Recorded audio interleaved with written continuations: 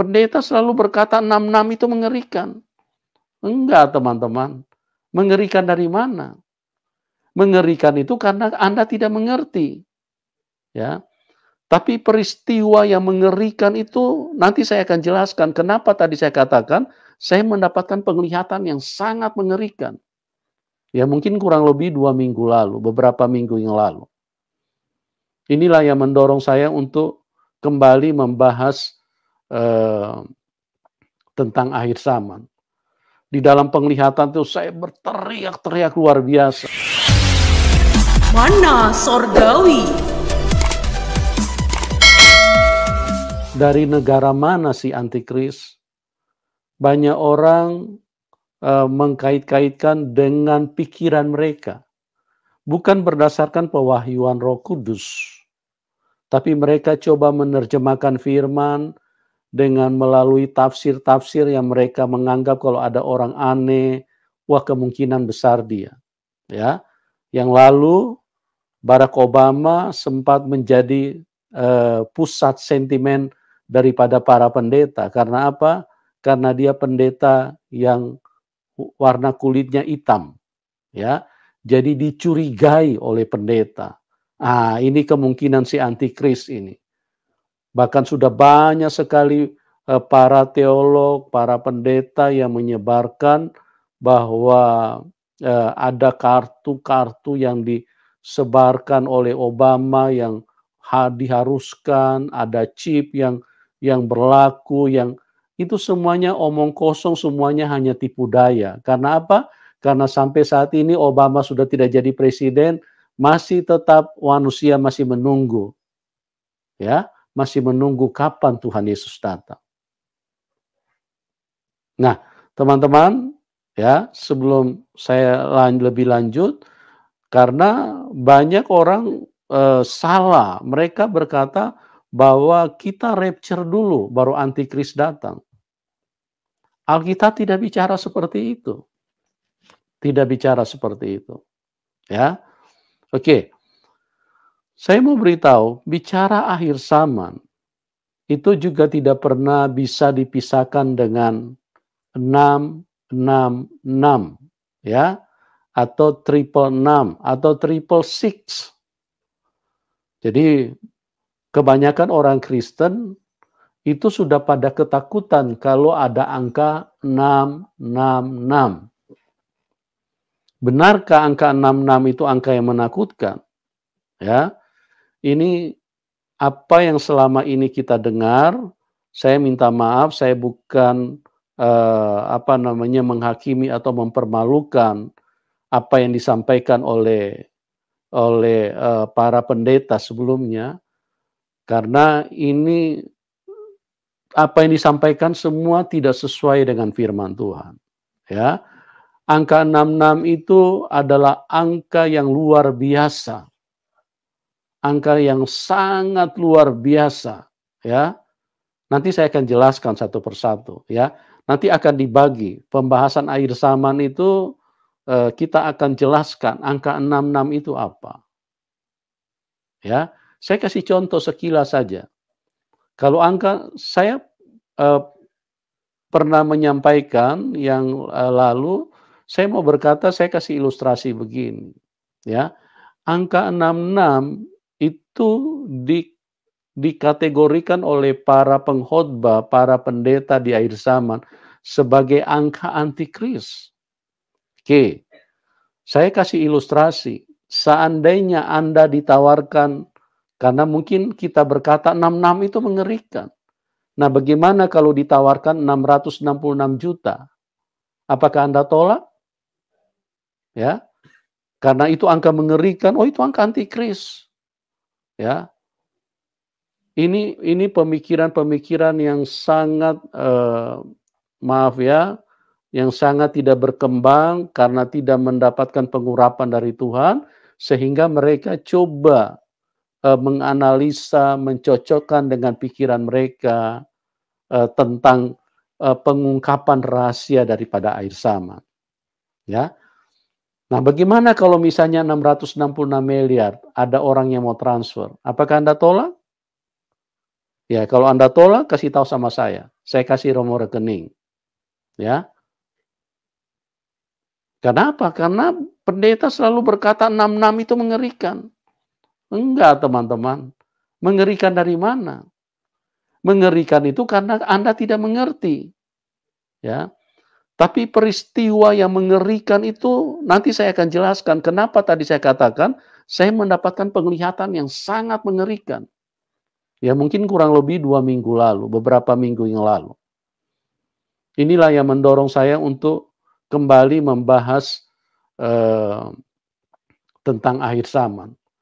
Di dalam penglihatan itu saya berteriak-teriak luar biasa, tapi semua pada cuek saja. Semua kayaknya menganggap hal itu eh, tidak tidak apa namanya tidak penting. Nah, saya merasakan kengerian yang begitu luar biasa di dalam penglihatan itu. Terus, oke, kita lanjut lagi. Bicara tentang akhir zaman, kita akan bicara juga dari negara mana, ya, dari negara mana. Antikris itu dari negara mana? Karena Alkitab semua sudah beritahu loh. Cuma pendeta tidak bisa melihat itu. Karena terus terang ini pikiran Tuhan.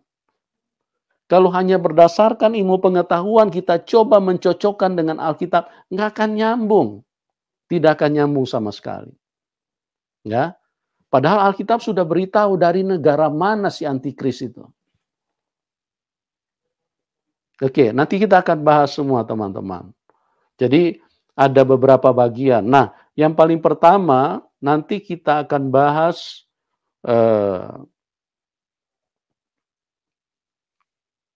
waktu, ya. Terus yang kemudian juga kita akan bahas persiapan-persiapan apa yang dilakukan oleh antikris. Itu kan harus ada persiapan teman-teman. Ya, antikris kalau mau datang, antikris itu dia posisinya itu akan menggantikan posisi Tuhan Yesus. Ya, dia akan menyatakan diri sebagai Mesias, tapi dia Mesias yang palsu. Dia raja di atas segala raja bagi dunia, ya. Karena dia akan hadir dan menyatakan diri sebagai Tuhan, sebagai Allah yang berkuasa. Ya. Jadi kalau Presiden Amerika saja kalau mau kemana-mana itu ada persiapan. Semua harus disterilkan, semua yang harus berhubungan dengan kenyamanan, dengan pekerjaannya, itu semua sudah harus dipersiapkan. Supaya nanti kalau orang nomor 1 ini hadir, maka akan memperlancar apa yang diinginkan. Nah, antikris itu pun, bukan itu pun, antikris lebih daripada itu. Ya, kalau dia mau muncul mau hadir di dunia, dunia itu harus sudah siap. Dan apa saja yang akan dipersiapkan oleh antikris? Semua sudah ditulis Alkitab. Cuma selama ini belum terbuka bagi gereja. Ya, ya mohon maaf ya, sekali lagi saya bukan menghakimi gereja. Karena apa? Karena gereja tidak pernah bertumbuh di dalam roh. Jadi tidak bisa mengerti pikiran roh, pikiran Tuhan ini. Ya, nanti ke depan kita akan bahas ya. Saya berharap teman-teman bisa sediakan waktu karena ini penting sekali. Ya. Jadi saya sedikit ulas dulu sebelum kita masuk ke penjelasan yang lebih lebih maju sebelum kita masuk ke penjelasan-penjelasan yang eh, yang akan kita bahas dengan apa yang tadi saya sudah sampaikan, ya. Ya, jadi yang pertama itu hal-hal yang bersifat pengenalan untuk kita masuk ke topik ini. Ini yang pertama yang saya akan uraikan sedikit ya. Kalau tadi saya katakan hampir 99% mengatakan ya bahwa gereja tidak berhadapan dengan antikris. Gereja rapture dulu. Nah, sekali lagi saya ingin katakan, ini penyesatan yang sangat luar biasa. Karena Alkitab tidak berkata seperti itu. Ya, saya akan tunjukkan nanti ayat-ayatnya supaya kita menjadi orang Kristen yang cerdas. Ya, bukan bukan menjadi orang Kristen yang on. Ya, orang bicara apa, iblis sudah mau hadir, antikris sudah mau berdiri di depan gereja. Gereja tidak tahu. Ya, gereja cuma tahu kalau ada Innova baru, kalau ada handphone baru, kalau ada pasangan baru, kalau ada rumah baru. Gereja cuma tahu yang begitu. Kenapa? Karena di gereja cuma diajarkan yang begitu. Kalau ikut Tuhan, semakin diberkati. Semakin diberkati dagingnya. Kalau ikut Tuhan, semakin luar biasa ekonomimu. Naik level. Level yang mereka maksudkan itu dompet. Tambah tebal dompetnya. Ya. Nah, ini sungguh sangat mengerikan, teman-teman. Ya, kita perlu waspada, kita harus mempersiapkan diri. Beberapa hari yang lalu saya sempat bahas bahwa 99% tidak siap, gereja tidak siap. Itu pun sebagian mereka, dengan kebodohannya coba memahami apa yang saya sampaikan. Enggak nyambung. Ya, enggak nyambung. Teman-teman, kita ini harus bertumbuh. Baru kalau kita bertumbuh, baru Anda bisa memahami perkataan-perkataan roh. Karena perkataan khotbah itu harus perkataan roh. Baru bisa sesuai dengan kebenaran itu sendiri. Kalau cuma perkataan berdasarkan tafsir, berdasarkan analisa karena kita pernah duduk di bangku pendidikan teolog, itu semuanya akan tersesat, akan melenceng semua. Karena kita coba terjemahkan pikiran Tuhan itu dengan kekuatan pikiran kita. Maaf ya teman-teman, otak kita ini cuma sebesar bapau. Bagaimana mungkin kita bisa menjangkau pikiran Tuhan?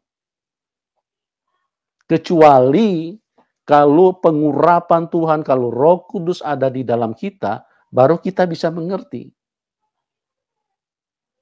Ya, jadi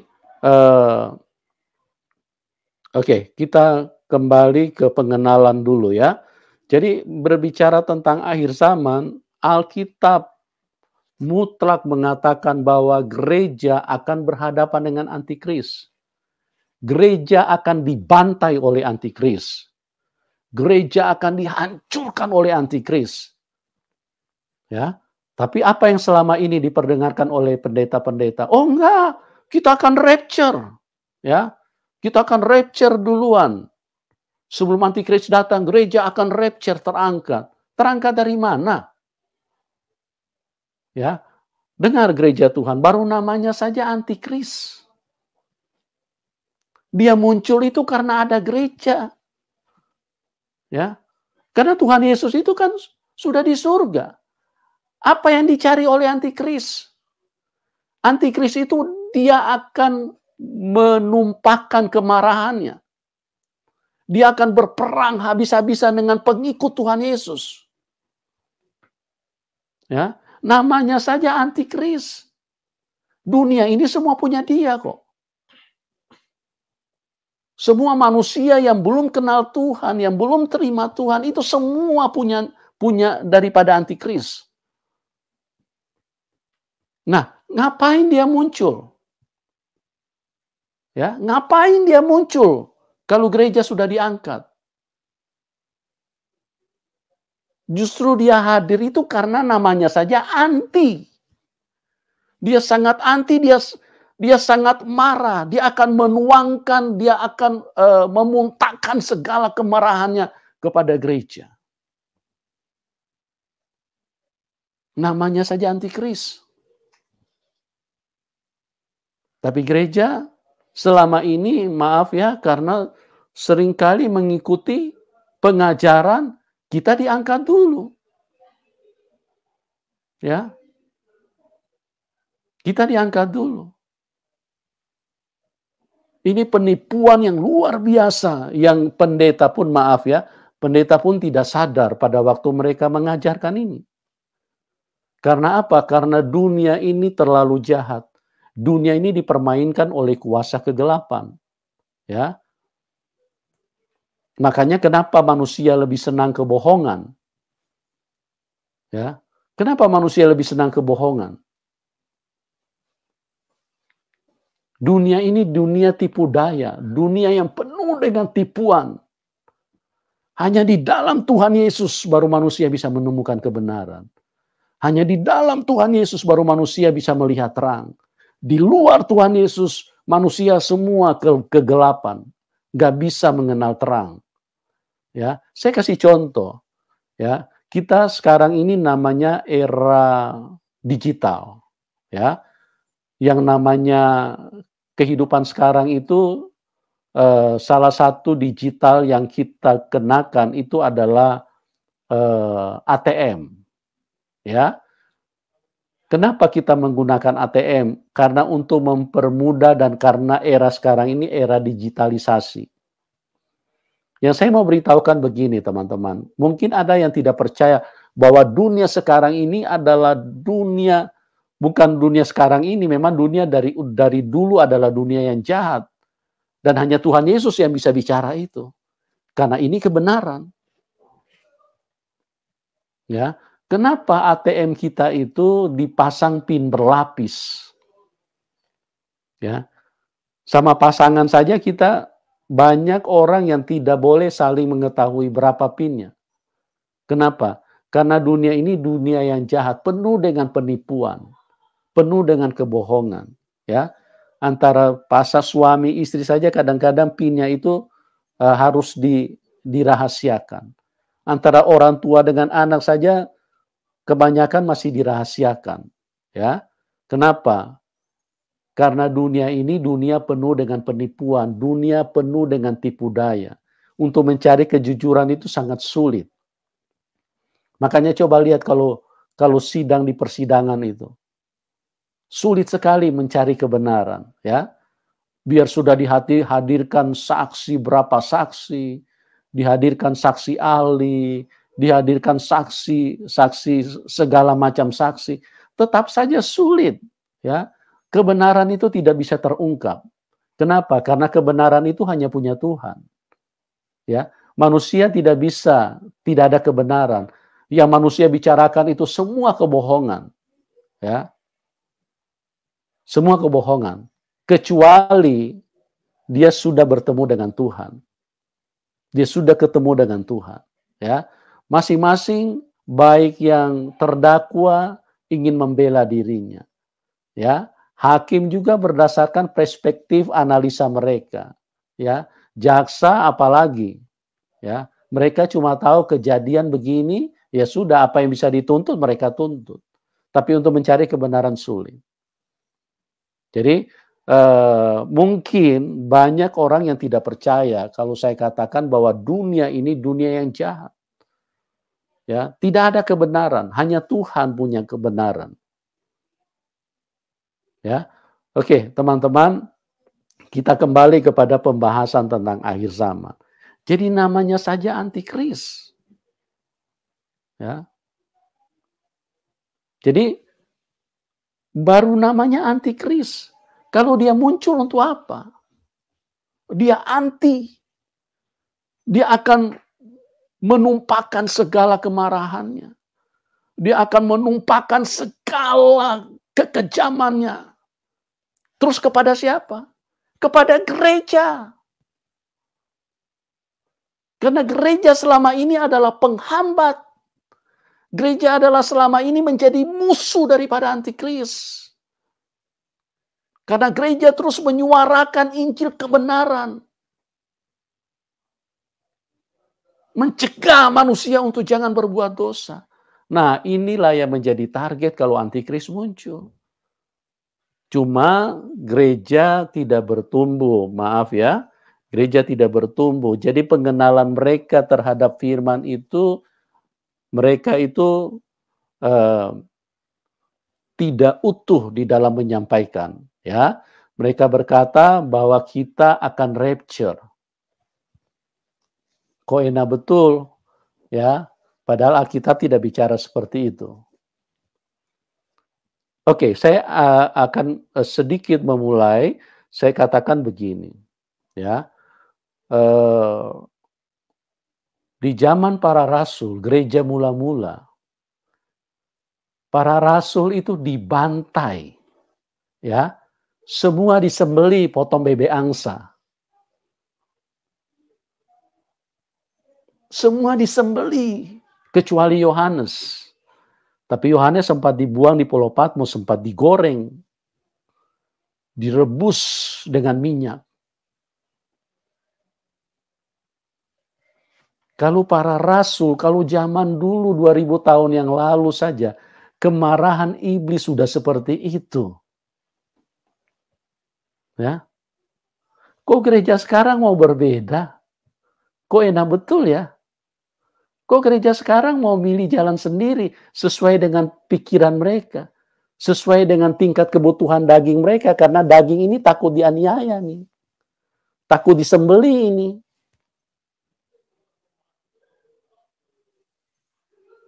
Ya, ini takut disembeli. Makanya pendeta-pendeta selalu bilang, oh tenang, kita sudah rapture, baru antikris datang.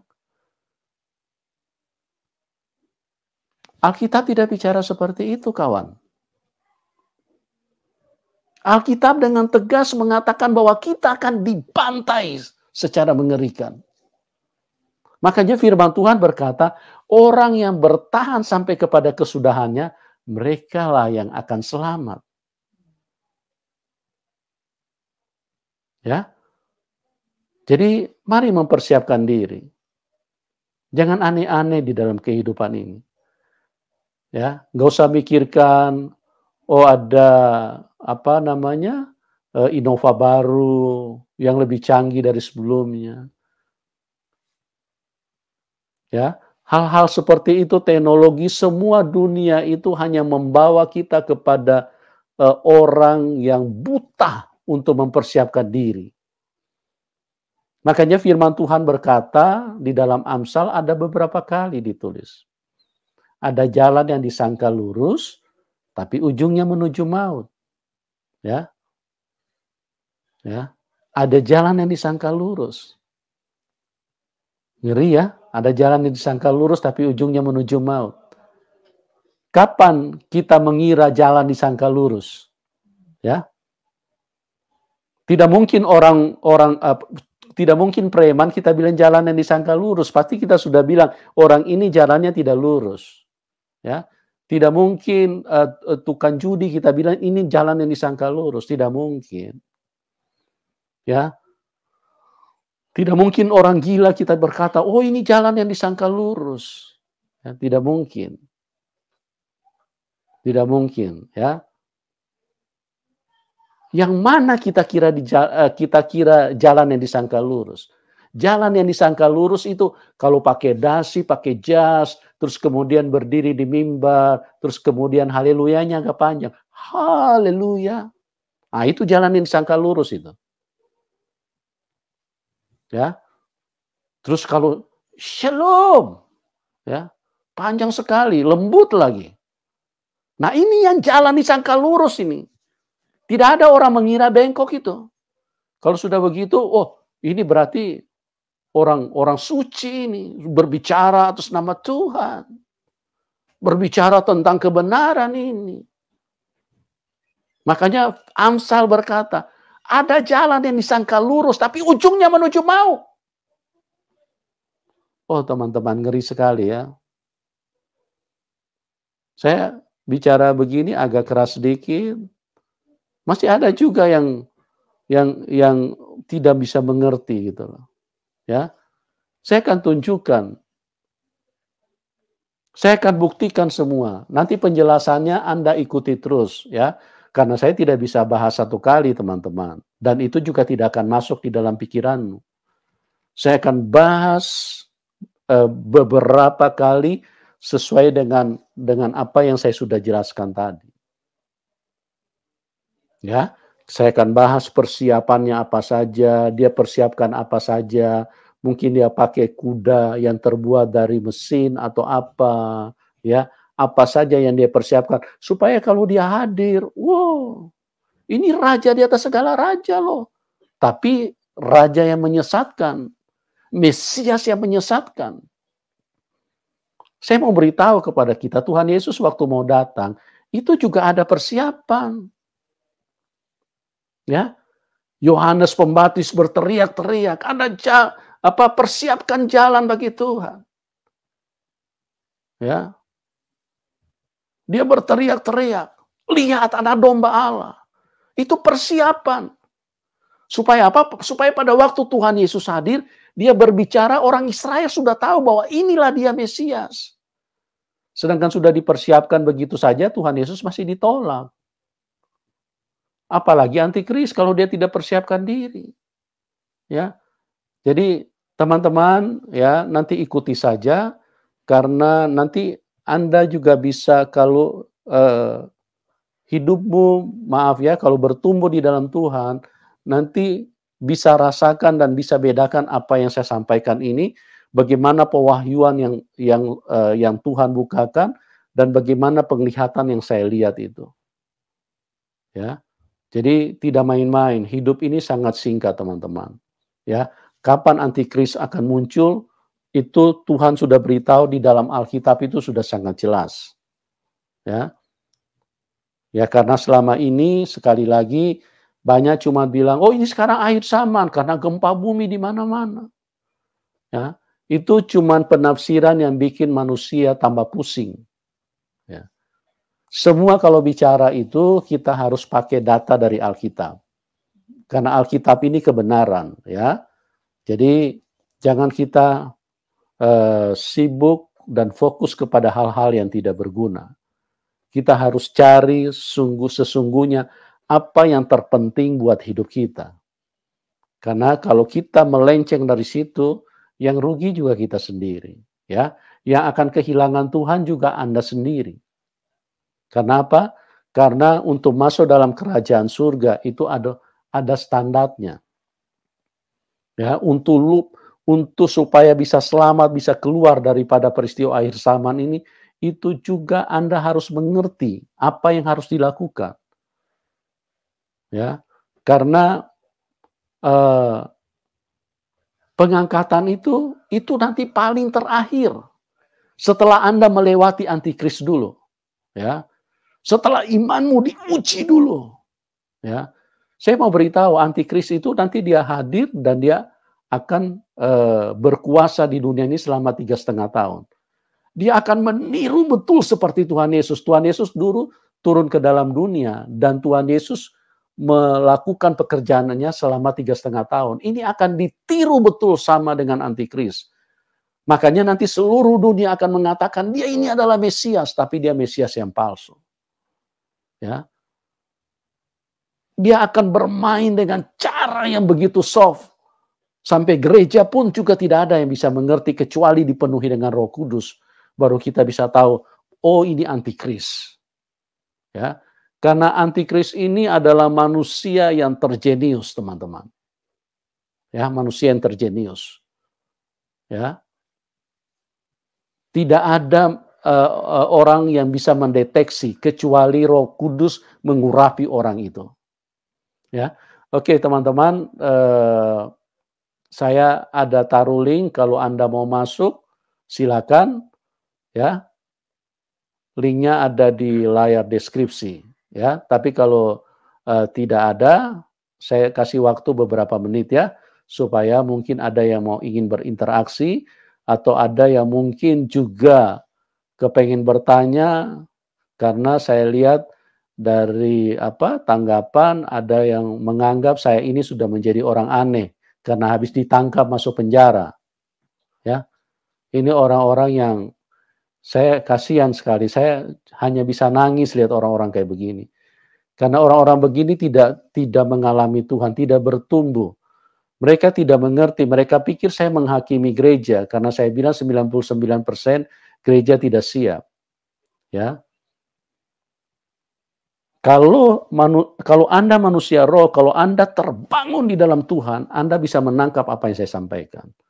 Ya, tapi kalau pikiranmu cuma sekedar berjemaat, ya, cuma sekedar menghadiri gereja, kasih perpuluhan, Anda tidak bisa nangkap dengan apa yang saya sampaikan. Ya, karena Anda bukan manusia roh, Anda tidak bertumbuh. Ya, silakan teman-teman kalau ada yang mau bergabung, saya kasih kesempatan untuk mungkin ada yang mau bertanya, ya, ada yang mungkin ingin menyampaikan sesuatu, atau mungkin ada yang Anda tidak pahami selama ini apa yang saya sampaikan, Anda bisa masuk ya. Jadi mungkin saya tidak bicara terlalu panjang, ini sekedar pendahuluan dulu teman-teman, bahwa beberapa waktu ke depan kita akan bahas tentang bagaimana kengerian yang begitu luar biasa yang akan terjadi di dalam kehidupan gereja, ya, luar biasa. Oke, silakan kalau ada yang mau ini berinteraksi. Coba lagi kalau teman-teman, kalau belum bisa masuk, coba lagi, ya. Tuhan akan bukakan rahasia-rahasia yang sangat luar biasa, ya, yang sangat luar biasa, yang selama ini mungkin kita tidak tahu. Jadi sediakan waktumu, ya, karena untuk berhadapan dengan iblis ini sangat tidak mudah, ya. Iblis hadir dengan kemarahan yang begitu luar biasa, ya. Mungkin ada yang bertanya seperti apa kemarahannya, ya. Anda mungkin pernah nonton film The Passion of Christ, ya. Itu 2000 tahun yang lalu. Ya. Itu 2000 tahun yang lalu. Cuma baru belakangan ini difilmkan. Itu kemarahan iblis 2000 tahun yang lalu saja sudah seperti itu. Nah, pada waktu itu iblis itu menggunakan manusia. Dia gunakan manusia untuk membantai Tuhan. Jadi iblis ini sangat kejam. Tidak ada satupun yang bisa selamat kalau Anda tidak sungguh-sungguh, kalau Anda tidak. Makanya Tuhan Yesus bilang begini, tolong dengar baik-baik teman-teman. Adakah iman di muka bumi ini tatkala Anak Manusia datang untuk kedua kali? Saya ingin katakan sebagai hamba Tuhan, hampir-hampir tidak ada orang yang beriman. Karena apa? Karena siksaan itu terlalu berat. Tuhan Yesus saja sudah bertanya loh. Jadi setiap firman yang ditulis itu bukan hanya ditulis sekedar ditulis. Anda bisa baca di dalam Lukas 18. Adakah iman di muka bumi ini tatkala Anak Manusia datang kembali? Ya, kenapa? Karena siksaan antikris. Ya, kalau di dalam Timotius dikatakan akan terjadi masa yang sangat sukar. Ya. Ngeri sekali teman-teman, ya. Nanti ikuti saja, saya hanya sebagai hamba Tuhan, ya, saya hanya berpesan siapkan waktumu, kita akan bahas secara bagaimana Roh Kudus nyatakan ini supaya kita semuanya bisa menangkap dan kita bisa melewati pada waktu kita menghadapi masa yang sukar. Akan terjadi masa yang sangat sukar. Tuhan Yesus berkata di dalam Matius, jikalau waktunya tidak dipersingkat, tidak ada satupun yang akan selamat. Nah, Tuhan Yesus sendiri yang bicara. Tuhan Yesus sendiri yang bicara, teman-teman. Ya, jadi untuk kali ini saya cukupkan dulu sampai di sini. Saya hanya sekali lagi berpesan, siapkan waktumu untuk kita menerima pewahyuan dan dibukakan langsung oleh Roh Kudus. Ya, apa yang saya lihat, penglihatan itu dan bagaimana Alkitab bicara, dan kemudian nanti itu akan menjadi sesuatu persiapan buat kita untuk memasuki akhir zaman. Yesaya pasal 45. Tuhan memakai Kores sebagai alatnya. Beginilah firman Tuhan. Inilah firmanku kepada orang yang kuurapi, kepada Kores yang tangan kanannya kupegang. supaya aku menundukkan bangsa-bangsa di depannya, dan melucuti raja-raja, supaya aku membuka pintu-pintu di depannya, dan supaya pintu-pintu gerbang tidak tinggal tertutup. Aku sendiri hendak berjalan di depanmu, dan hendak meratakan gunung-gunung, hendak memecahkan pintu-pintu tembaga, dan hendak mematahkan palang-palang besi. Aku akan memberikan kepadamu harta benda yang terbendam, dan harta kekayaan yang tersembunyi, supaya engkau tahu bahwa akulah Tuhan Allah Israel, yang memanggil engkau dengan namamu. Oleh karena hambaku Yakub dan Israel pilihanku, maka aku memanggil engkau dengan namamu, menggelari engkau sekalipun engkau tidak mengenal aku. Akulah Tuhan dan tidak ada yang lain. Kecuali aku tidak ada Allah. Aku telah mempersenjatai engkau, sekalipun engkau tidak mengenal aku, supaya orang tahu dari terbitnya matahari sampai terbenamnya, bahwa tidak ada yang lain di luar aku. Akulah Tuhan dan tidak ada yang lain, yang menjadikan terang dan menciptakan gelap, yang menjadikan nasib mujur dan menciptakan nasib malam. Akulah Tuhan yang membuat semuanya ini. Hai langit, teteskanlah keadilan dari atas, dan baiklah awan-awan mencurahkannya. Baiklah bumi membukakan diri dan pertunaskan keselamatan, dan baiklah ditumbuhkannya keadilan. Akulah Tuhan yang menciptakan semuanya ini. Tuhan adalah pencipta. Celakalah orang yang berbantah dengan pembentuknya. Dia tidak lain dari beling periuk saja. Adakah tanah liat berkata kepada pembentuknya, apakah yang kau buat? Atau yang telah dibuatnya, engkau tidak punya tangan? Celakalah orang yang berkata kepada ayahnya, apakah yang kau peranakkan? Dan kepada ibunya, apakah yang kau lahirkan? Beginilah firman Tuhan yang Maha Kudus, Allah dan pembentuk Israel. Kamukah yang mengajukan pertanyaan kepadaku mengenai anak-anakku? Atau memberi perintah kepadaku mengenai yang dibuat tanganku? Akulah yang menjadikan bumi dan yang menciptakan manusia di atasnya. Tangankulah yang membentangkan langit, dan akulah yang memberi perintah kepada seluruh tentaranya. Akulah yang menggerakkan Kores untuk maksud penyelamatan, dan aku akan meratakan segala jalannya. Dialah yang akan membangun kotaku, dan yang akan melepaskan orang-orangku yang ada dalam pembuangan, tanpa bayaran dan tanpa suap. Firman Tuhan semesta alam.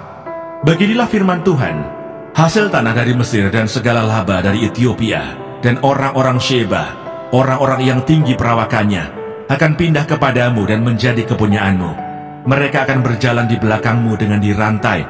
Mereka akan sujud kepadamu dan akan membujuk engkau, katanya, hanya di tengah-tengahmu ada Allah, dan tidak ada yang lain. Di samping dia tidak ada Allah.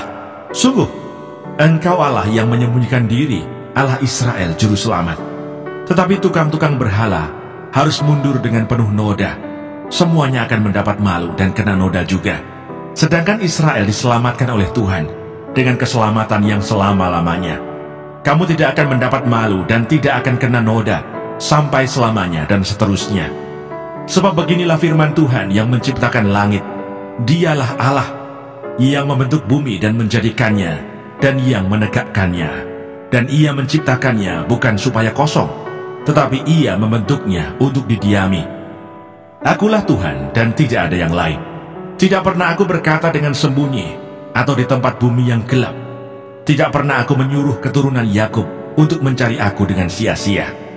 Aku Tuhan selalu berkata benar, selalu memberitakan apa yang lurus. Seruan kepada bangsa-bangsa supaya kembali kepada Tuhan. Berhimpunlah dan datanglah, tampillah bersama-sama, hai kamu sekalian yang terluput di antara bangsa-bangsa. Tiada berpengetahuan orang-orang yang mengarak patung dari kayu, dan yang berdoa kepada Allah yang tidak dapat menyelamatkan. Beritahukanlah dan kemukakanlah alasanmu. Ya, biarlah mereka berunding bersama-sama. Siapakah yang mengabarkan hal ini dari zaman purbakala dan memberitahukannya dari sejak dahulu?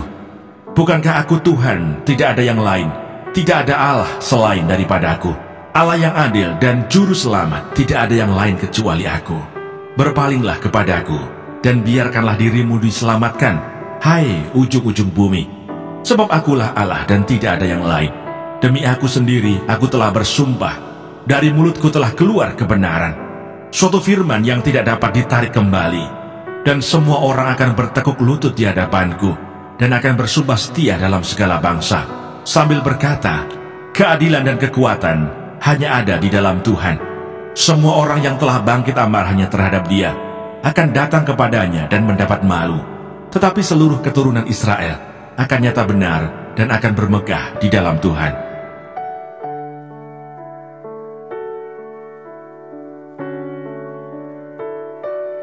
Yesaya pasal 46. Para dewa Babel tidak berdaya.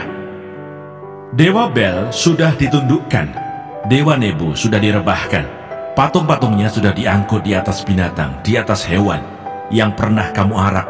Sekarang telah dimuatkan sebagai beban pada binatang yang lelah, yang tidak dapat menyelamatkan bebannya itu.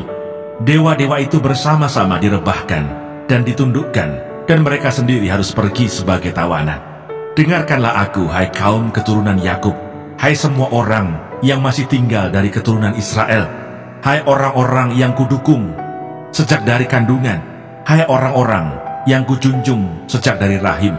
Sampai masa tuamu, aku tetap dia, dan sampai masa putih rambutmu, aku menggendong kamu.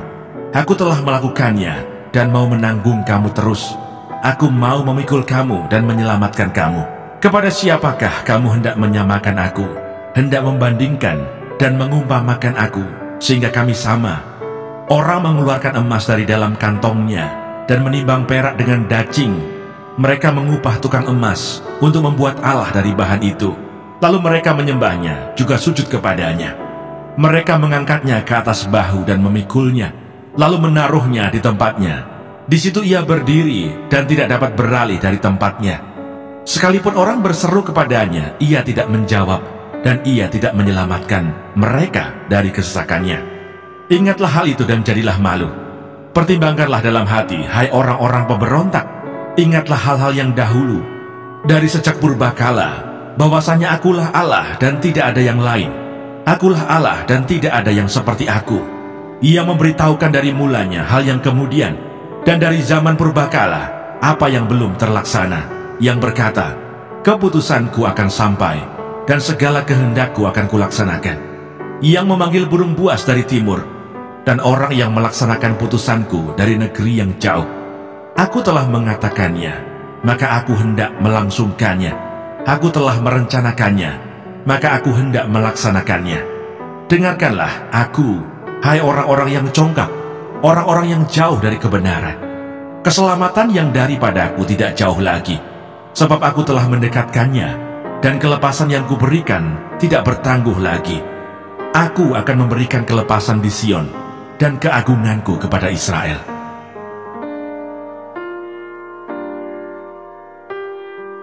Yesaya pasal 47. Keruntuhan Babel.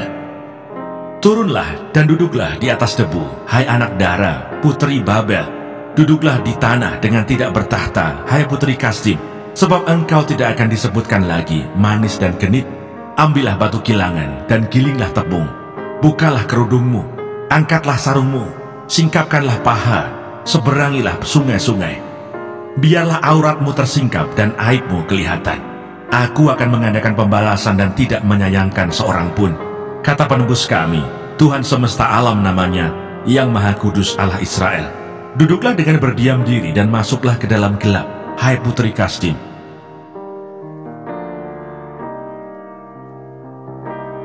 Yesaya pasal 48. Tuhan menciptakan masa depan yang baru. Dengarlah firman ini, hai kaum keturunan Yakub, yang menyebutkan dirinya dengan nama Israel, dan yang adalah keturunan Yehuda, yang bersumpah demi nama Tuhan dan mengakui Allah Israel, tetapi bukan dengan sungguh-sungguh dan dengan tulus hati. Bahkan mereka menyebutkan dirinya menurut kota kudus, dan mereka bertopang kepada Allah Israel, Tuhan semesta alam namanya. Firman Tuhan, hal-hal yang terjadi di masa yang lampau telah kuberitahukan dari sejak dahulu. Aku telah mengucapkannya dan telah mengabarkannya. Kemudian dengan sekonyong-konyong aku melaksanakannya juga, dan semuanya itu sudah menjadi kenyataan. Oleh karena aku tahu bahwa engkau tegar tengkuk, keras kepala dan berkepala batu, maka aku memberitahukannya kepadamu dari sejak dahulu, sebelum hal itu menjadi kenyataan. Aku mengabarkannya kepadamu, supaya jangan engkau berkata, berhalaku yang melakukannya, patung pahatanku dan patung tuanganku yang memerintahkannya. Engkau telah mendengar semuanya itu, dan sekarang engkau harus melihatnya. Tidakkah kamu sendiri mau mengakuinya? Aku mengabarkan kepadamu hal-hal yang baru dari sejak sekarang, dan hal-hal yang tersimpan yang belum kau ketahui. Baru sekarang hal-hal itu diciptakan dan bukan dari sejak dahulu. Dan sebelumnya engkau tidak mendengarnya, supaya jangan engkau berkata, memang aku telah mengetahuinya. Engkau tidak mendengarnya ataupun mengetahuinya. Juga telingamu tidak terbuka dari sejak dahulu.